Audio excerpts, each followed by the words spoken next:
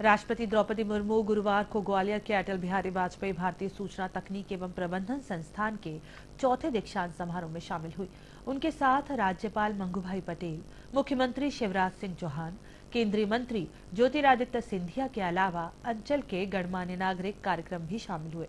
कार्यक्रम के दौरान राष्ट्रपति ने छात्रों को मेडल पहनाए और डिग्री प्रदान की।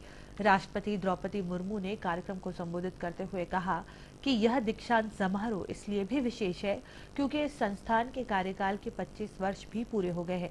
उन्होंने विद्यार्थियों का आह्वान किया कि वे समाज के उन लोगों के बारे में भी सोचें जो विकास की यात्रा में थोड़ा पीछे रह गए हैं। राष्ट्रपति ने कहा कि समाज के प्रति उत्तरदायित्व की भावना छात्रों को प्रगति के लिए भी उपयोगी सिद्ध होगी। उन्होंने कहा कि IIITM ग्वालियर शिक्षा का एक ऐसा उत्कृष्ट केंद्र बनने की ओर अग्रसर है जहां उच्च स्तर की शिक्षा और अनुसंधान को निरंतर बढ़ावा मिलेगा।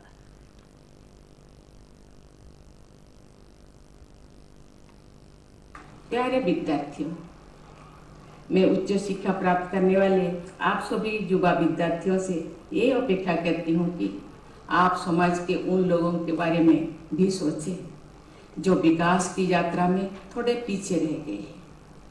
समाज के प्रति उत्तरदायित्व की भावना आपकी प्रगति के लिए भी उपयोगी सिद्ध होगी। दूसरों की सहायता करने से अपनी क्षमताओं का विकास भी होता है। ये मेरा निजी अनुभव है। मेरा आग्रह है कि पिछड़े और कमजोर वर्गों के लोगों की सहायता करने पर आप विशेष ध्यान दें। राष्ट्रपति ने पैसा एक्ट का जिक्र किया और कहा कि यह एक्ट जनजातीय समूह के हित में लागू किया गया है।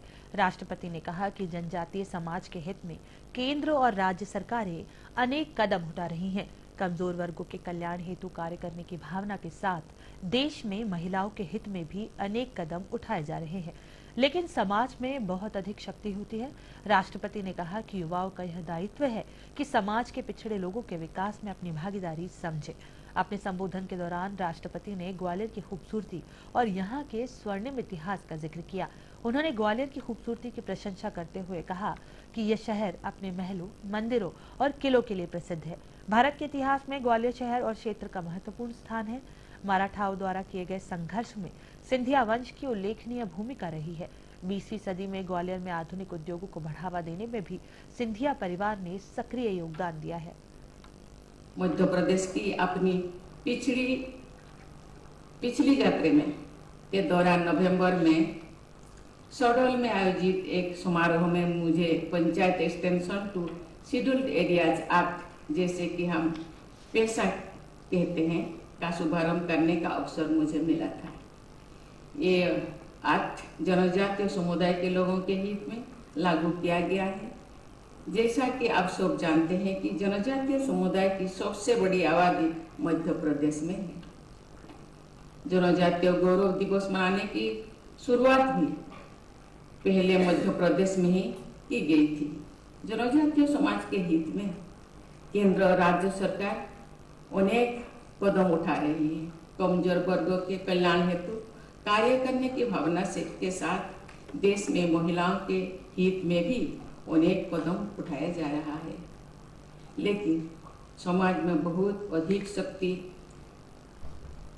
होती है।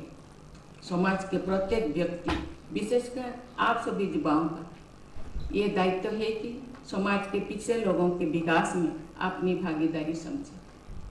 मुझे खुशी है कि हमारा समाज और देश इस सोच के साथ आगे बढ़ रही है। इसके पहले राष्ट्रपति द्रौपदी मुर्मू का ग्वालियर प्रवास के दौरान जयविलास महल पहुंचने पर भव्य स्वागत हुआ। इस अवसर पर राज्यपाल मंगूभाई पटेल, मुख्यमंत्री शिवराज सिंह चौहान, केंद्रीय मंत्री ज्योतिरादित्य सिंधिया के अलावा उनका परिवार भी उपस्थित रहा। राष्ट्रपति महोदया ने जयविलास महल के म्यूजियम में पहुंचकर संस्कृति और इतिहास से जुड़ी विभिन्न गैलरियां देखी। राष्ट्रपति द्रौपदी मुर्मू सर्वप्रथम जयविलास महल पहुंची, जहां सिंधिया परिवार और जयविलास पैलेस के स्टाफ के द्वारा उनका भव्य स्वागत किया गया। राष्ट्रपति महोदया की अगवानी पूरी तरह से पारंपरिक रीति रिवाजों के तहत की गई। उनके आगमन के समय सांस्कृतिक कार्यक्रम भी आयोजित किए गए। गौरतलब है कि इससे पूर्व भारत के 6 राष्ट्रपति doctor Rajendra Prasad, doctor Sarvepalli Radhakrishnan, Giani Zail Singh, Shankar Dayal Sharma, doctor APJ Abdul Kalam और प्रतिभा पाटिल जयविलास महल आ चुके हैं।